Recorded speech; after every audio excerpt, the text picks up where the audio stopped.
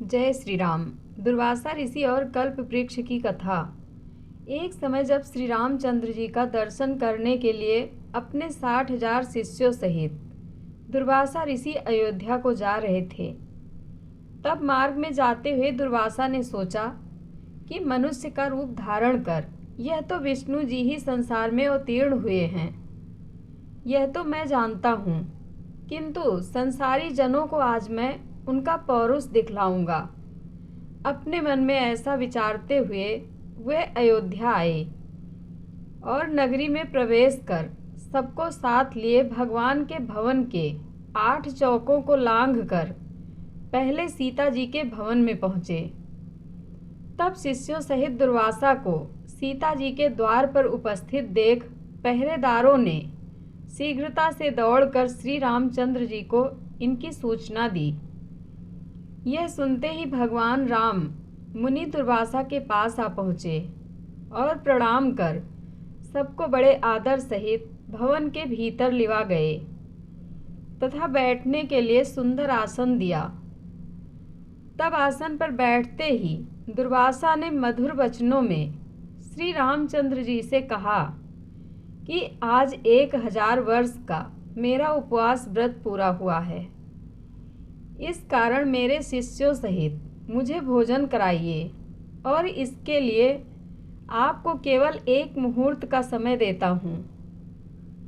साथ ही यह भी ज्ञात रहे कि मेरा यह भोजन जल, धेनु और अग्नि की सहायता से प्रस्तुत न किया जाएगा। केवल 1 मुहूर्त में ही मेरी इच्छा अनुसार वह भोजन जिसमें विविध प्रकार के पकवान प्रस्तुत हों मुझे प्राप्त हो। इसके अतिरिक्त यदि तुम अपने गृहस्थ धर्म की रक्षा चाहो तो शिव पूजन निमित्त मुझे ऐसे पुष्प मंगवा दो कि जैसे पुष्प यहाँ अब तक किसी ने देखे ना हों। यदि यह तुम्हारा किया ना हो सके तो मुझसे स्पष्ट कह दो कि मैं इसमें असमर्थ हूँ, मैं चला जाऊँ। मुनि की इस बात को सुनकर श्री रामचंद्र जी ने मुस्कुराते हुए नम्रता से कहा, भगवान, मुझे आपकी यह सब आज्ञा स्वीकार है।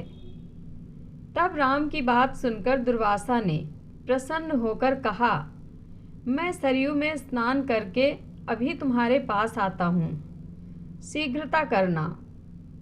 हमारे लिए सब सामग्रियों को प्रस्तुत करने के लिए अपने भाइयों तथा सीता को शीघ्रता के लिए कह देना। रामचंद्र जी ने कहा, अच्छा, आप जाइए, स्नान करके आइए। दुर्वासा जी स्नान करने चले गए। राम चिंतित हो गए। लक्ष्मण आदि भ्राता, जानकी तथा सब के सब व्याकुल हो राम की ओर निर्निमेष दृष्टि से देखने लगे कि मुनि ने इस प्रकार की सब अद्भुत वस्तुएं मांगी है। इसके लिए देखें कि अब भगवान क्या करते हैं, क्योंकि बिना अग्नि, जल और बिना गौ के उनके लिए किस प्रकार से भोजन प्रस्तुत करते हैं। तब रामचंद्र जी ने लक्ष्मण जी से एक पत्र लिखवाया। फिर उस पत्र को अपने बाण में बांधकर धनुष पर चढ़ाया और छोड़ दिया। वह बाण वायु वेग से उड़कर अमरावती में इंद्र की सुधर्मा नामक सभा में जाकर उनके सामने गिर पड़ा। उस बाण को देखकर इंद्र व्याकुल हो गए कि यह किसका बाण है। फिर उठाकर जो देखा तो उस पर राम का नाम अंकित था। फिर उसमें बंधे पत्र को खोलकर पढ़ा। पत्र खुलते ही वह बाण फिर वहां से उड़कर राम के तरकस में आ घुसा। उधर इंद्र ने उस पत्र को सभा में बैठे हुए सब देवताओं को सुनाया। उसमें लिखा था, इंद्र, स्वर्ग में सुखी रहो। मैं सर्वदा तुम्हारा स्मरण करता हूँ, परंतु तुम्हें एक आज्ञा देता हूँ। आज 1000 वर्ष के भूखे हुए दुर्वासा मुनि अपने 60,000 शिष्यों के साथ मेरे यहाँ आए हैं। वे ऐसा भोजन चाहते हैं जो गऊ, जल अथवा अग्नि के द्वारा सिद्ध न किया गया हो। इसके साथ ही उन्होंने शिव पूजन के लिए ऐसे पुष्प मांगे हैं जिन्हें कि अब तक मनुष्यों ने ना देखा हो। मैंने उनकी यह मांग स्वीकार कर ली है। वे सरयू में स्नान करने गए हैं, इसलिए तुम शीघ्र ही कल्प वृक्ष और पारिजात जो क्षीर सागर से निकले हैं क्षण मात्र में मेरे पास भेज दो। इसके लिए रावण के संहारक मेरे बाणों की प्रतीक्षा मत करना। यह पत्र देवताओं को सुनाकर इंद्रदेव तत्क्षण उठ पड़े और कल्प वृक्ष तथा पारिजात को साथ ले देवताओं सहित विमान में बैठकर अयोध्या में आ पहुँचे। लक्ष्मण जी ने इंद्र का स्वागत किया। इंद्र ने राम के पास पहुँच पारिजात और कल्प वृक्ष को राम को अर्पण किया। इतने में ही सरयू तट से दुर्वासा ने अपने एक शिष्य को राम के पास भेजा कि तुम जाकर देखो कि राम इस समय क्या कर रहे हैं। मैंने जो आज्ञा दी है उसके अनुसार कुछ अन्न अब तक बना है कि नहीं, अब तक वैसे ही चिंतामग्न है या कुछ कर रहे हैं। यदि मेरी आज्ञा अनुसार पकवान प्रस्तुत कर रहे हैं तो अब तक कितनी सामग्री तैयार हुई है, यह सब तुम चुपके से देखकर मेरे पास आओ। तब जो आज्ञा ऐसा कहकर वह शिष्य राम के भवन में आया। देखा तो कल्प वृक्ष और पारिजात से युक्त देवताओं की मंडली में राम विराजमान हैं। यह देखकर उस शिष्य ने शीघ्रता ही दुर्वासा के पास जाकर वह समाचार कह सुनाया। शिष्य की यह बात सुनकर दुर्वासा को आश्चर्य हुआ।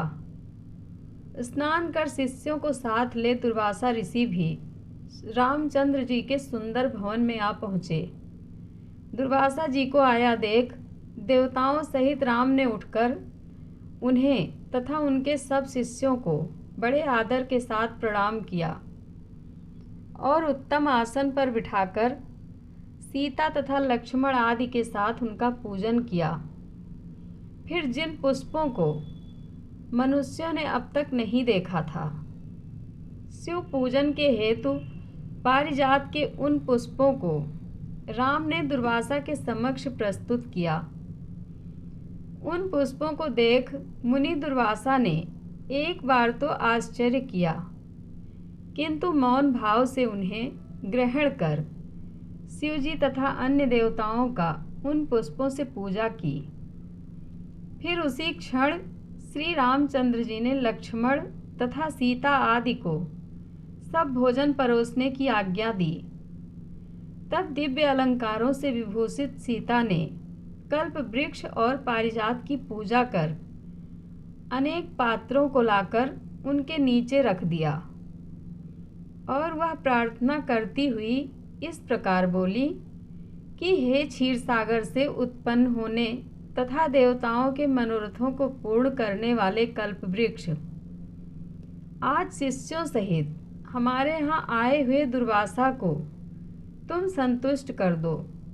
तब सीता के इस प्रकार कहते ही कल्प वृक्ष ने पल मात्र में वहाँ रखे हुए करोड़ों पात्रों को अनेक प्रकार की खाद्य सामग्रियों से पूर्ण कर दिया।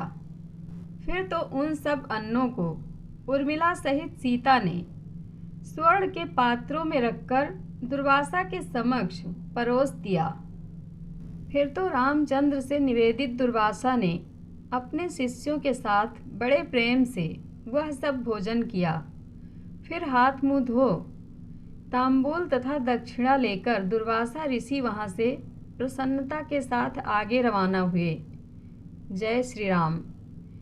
कथा अच्छी लगे तो कमेंट बॉक्स में अपनी राय ज़रूर दें। धन्यवाद।